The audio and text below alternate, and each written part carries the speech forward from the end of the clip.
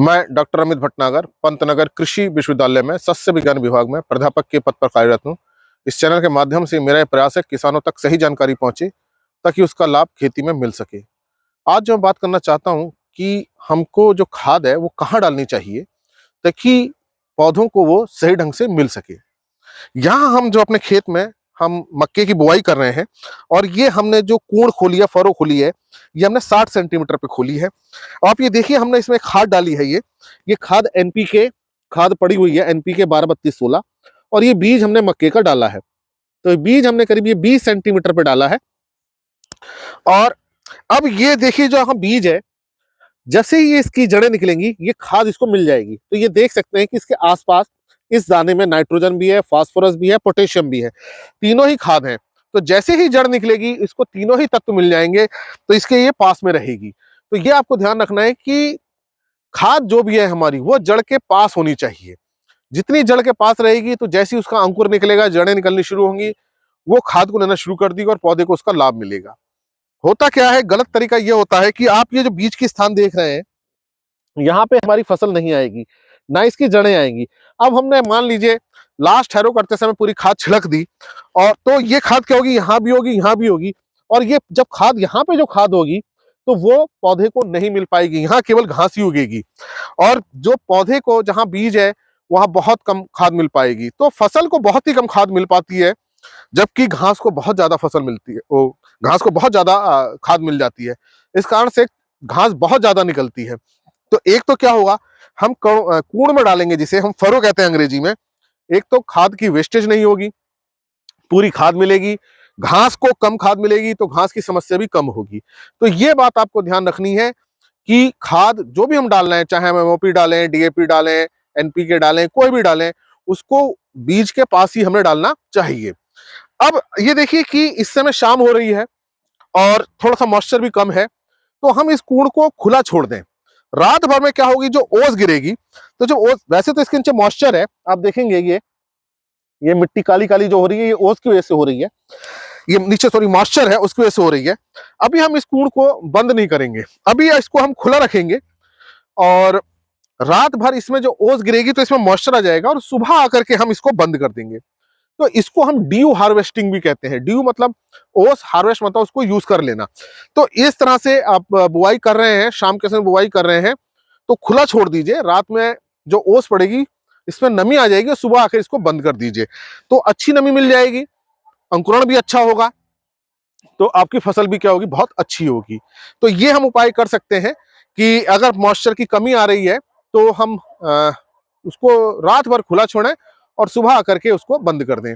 हमने कुछ परीक्षण ये भी कर रखे हैं कि हमने सूखे खेत में बुआई कर दी है, खेत सूख गया है, और बुआई पूरी करने के बाद हमने कूड़ भी बंद कर दी और अगले दिन हमने उसमें पानी लगा दिया है, तो उसके बाद उसमें जर्मिनेशन हो गया है। तो ये इससे हमारे समय की बचत होती है, क्योंकि इस समय अगर हम पानी लगाएंगे तो ओट आने में समय लगेगा, खेत तैयार होने में समय लगेगा, और हमारी बुआई 8-10 दिन पीछे पिछड़ जाएगी।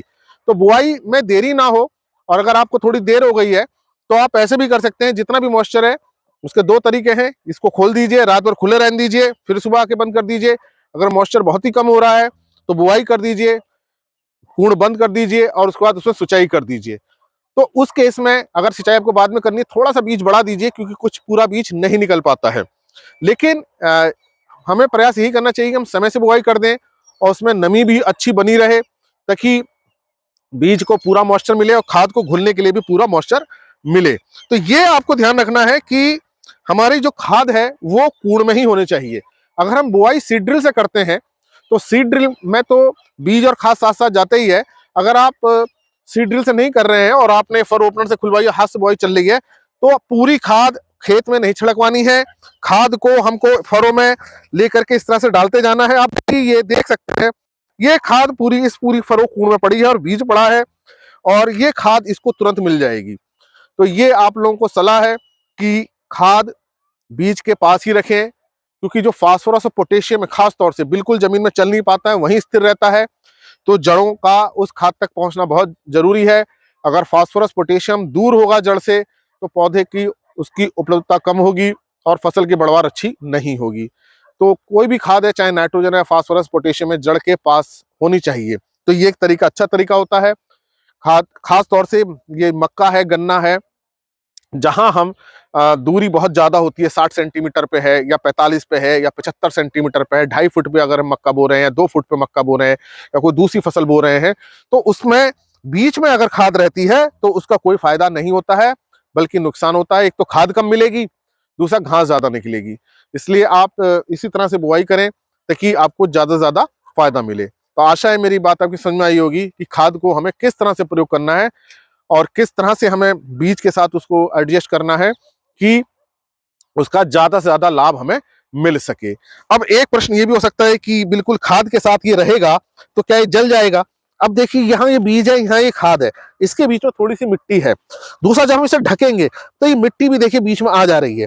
तो जब ये मिट्टी बीच में आ जा रही है तो सीधे खाद सीधे कांटेक्ट में नहीं है, तो इसलिए जो जड़ निकलेगी वो जलेगी नहीं, क्योंकि ढकते समय उसके बीच में मिट्टी के कण आ जाते हैं। बीज और खाद के बीच में मिट्टी के कण आ जाएगा, तो ऐसा नहीं होगा कि जड़ उसकी जल जाएगी। तो इस बात को आप ध्यान रखें कि हमारी खाद बीज के पास हो, ताकि जड़ निकलते ही उसको ग्रहण कर ले और शुरुआत से ही पौधा मजबूत रहे। जब फसल शुरुआत से ही मजबूत होती है तो उसकी उपज भी हमें अच्छी मिलती है। अगर शुरुआत में क्रॉप हमारी वीक पड़ गई, उठ नहीं पा रही है, अच्छी तरह से उसकी ग्रोथ नहीं हो रही है, तो उपज भी में भी कमी आती है। तो आशा है मेरी बात समझ में आई होगी किस तरह से हमें खाद का प्रयोग करना है, और अगर खेत में नमी कम है तो किस तरह से हमको उसको मैनेज करना है।